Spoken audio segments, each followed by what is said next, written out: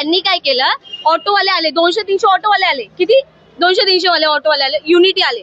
मला बोलतात तुमचा स्टॉल इथून पहिले बंद करा. मी म्हटलं काय झालं, काय रिझन आहे. नाही तुमचा सिलेंडर आहे, असं आहे तसं आहे. मी म्हटलं बाकीच्या लोकांचं सिलेंडर काय, माझा धंदा बंद केलाय ताई. माझी काय हालत झाली असेल, माझी मम्मी रडत होती, माझी काय हालत झाली असेल. केडीएमसी वाला आला, माझ्याकडे पूर्ण व्हिडिओ प्रूफ सोबत. पाहिजे तर मी पण ते पण दाखवेल. हे तुझी गाडी तोडून फोडून टाकेल, गाडी गाडीतून. मुलीशी बोलायची ही पद्धत आहे. मला काय बोलला एक मराठी माणूस, काय बोलला जेव्हा मी या रस्त्यावर आली, मला काय बोलतो 30 वर्षापासून मराठी माणूस झोपलेला का. यांना चिकनचा वास येतो, या गुजराती लोकांना चिकनचा वास येतो की चिकन विकते. यांना हे नाही कळलं की मुंबईमध्ये येणार तर तुम्हाला पैसे कमवायचे, ते बरोबर कळलं तुम्हाला. माझं नाव एकता भास्कर सावंत आहे. व्हिडिओच्या माध्यमातून तुमचं काय संवेदना मांडली होती, काय तुमचं प्रॉब्लेम होता? परत बोलायचं. काल तुम्ही एक व्हिडिओ व्हायरल केला, मनसेचे नेते या ठिकाणी आलेले, काय नेमकं कारण होतं? कारण असं होतं की मी ह्या रस्त्यावरती 2 वर्षापासून स्टॉल लावतीये. एक छोटासा स्टॉल आहे माझा. तर मी ह्याच जागेवर फक्त 4 ठिकाणी फिरली. मला 4 लोकांनी माझ्यावरती कंप्लेंट केली. आता ही कंप्लेंट म्हणजे कशी, मी स्टार्टिंगला जो रस्ता स्टार्ट होतो तिथे गाडी लावत होती, तर बाजूच्या माणसांनी शाखा प्रमुखला कंप्लेंट केली. जेव्हापर्यंत माझ्या इथे गर्दी नव्हती तेव्हापर्यंत मला कोणी त्रास नाही दिला, पण जेव्हा माझ्या इथे गर्दी वाढली तेव्हा त्या लोकांनी मला त्रास द्यायला सुरू केला. इथे शाखा प्रमुख कडे जाऊन त्यांनी कंप्लेंट केली. शाखा प्रमुख कडून कुणाला कॉल केले असेल केडीएमसी वाल्यांना, त्यांनी माझा स्टॉल बंद केला. कोणते शाखा प्रमुख? इथे एक आहे बघा, हा बरोबर, ते मला नाही माहिती दादा, मला काहीच माहिती नाहीये. फक्त एवढंच की माझा स्टॉल बंद केला. आता तुम्हाला काय वाटतं किती दिवस माझा स्टॉल बंद केला असेल? 1 दिवस 2 दिवस, पूर्ण 20 दिवस माझा स्टॉल बंद होता.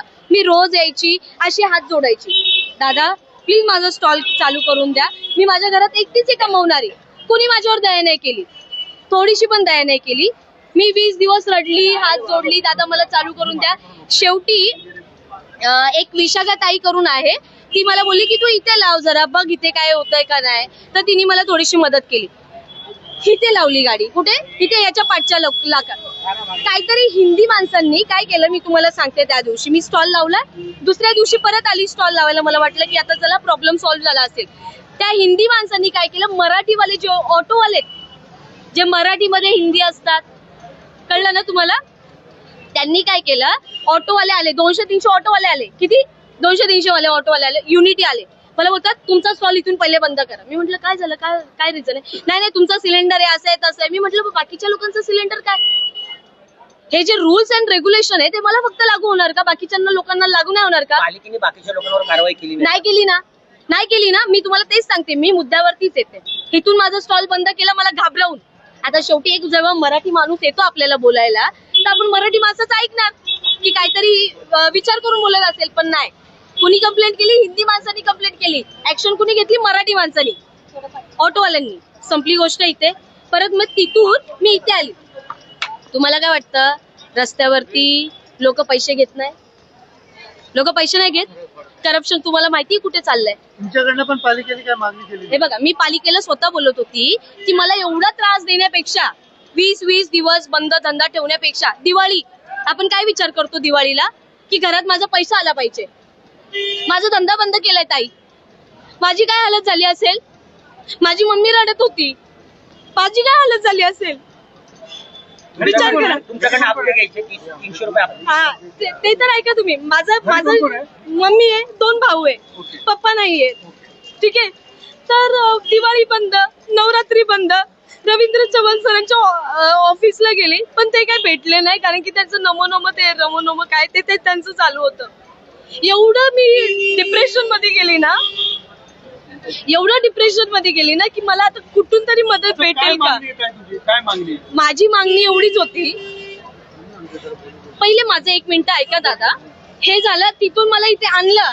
इथून काय केलं, हे बघा, हा जो ब्रिज आहे, इथून फोटो टाकला की इथे स्टॉल आहे,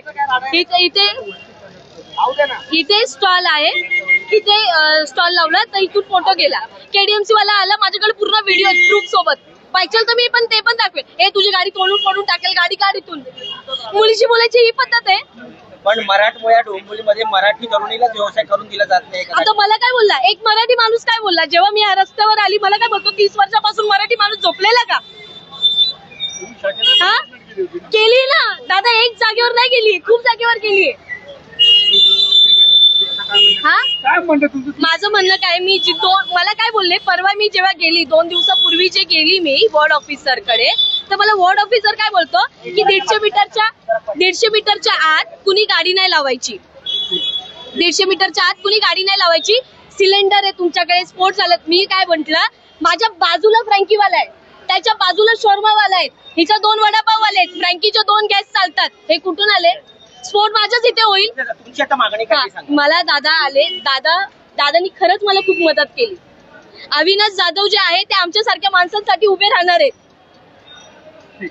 काल तुम्ही तर ऐकलंच असेल ते काय बोलले बरोबर ना मला काय बोलले इथे तू टपरी टाक बोलले इथे तू टपरी टाक दादा बघा माझ्याकडे पैसे नाहीयेत की टपरी मी लगेच उभं करेल मला कुठून तरी लोन घ्यावं लागेल कर्ज घ्यावं लागेल मग मी टपरी उभी करेल आणि मी टाकेल पायावर चाकू पडलाय घाबरून इथून फोटो काढेल का तिथून फोटो काढेल का पायावर चाकू पडलाय उभं राहता येणार तुम्हाला दाखवून देते ही खोल जखम आहे तुमच्याकडनं पालिकेने काय पैसे मागितले का कारण तुम्ही मी ते सांगते 300 रुपये दिलेत तर मी तुम्हाला एक सांगते मी पालिकेला बोलत होती जेव्हा जे केडीएमसी वाले येत होते मी त्यांना बोलत होती की माझ्याकडून तुम्ही पावती घ्या जसं बाकीच्या लोकांकडून घेतात जेणेकरून मला त्रास नाही होणार तर ते बोलले नाही तुझ्याकडून पावती नाही घेणार तू आज पावती देशील उद्या माईकवर बोलून दाखवशील मग ही भीती दाखवली मला हे बघा पैसे घेतात ज्यांचं मी नाव नाही सांगणार सर्वांचे पोट आहेत माझं लास्ट म्हणणं काय आहे माझं हे जे सर्व जे कमवतात ना हे लोक जे सर्व जे कमवताय ना सर्व बिनधास्त कमवा सर्वांना पोट आहे तुम्ही करा पण जर आमचा महाराष्ट्र आहे पहिला हक्क आमचा आहे जर आम्ही कमवत असेल ना तर आम्हाला पाठी खेचू नका यांना चिकनचा वास येतो या गुजराती लोकांना चिकनचा वास येतो की चिकन विकते यांना हे नाही कळलं की मुंबईमध्ये येणार तर तुम्हाला पैसे कमवायचे ते बरोबर कळलं तुम्हाला हा हे कळलं तुम्हाला बरोबर मराठी बातम्यांसाठी जन्मत लाईव्हला लाईक करा सबस्क्राईब करा आणि बेल आयकॉनला दाबायला विसरू नका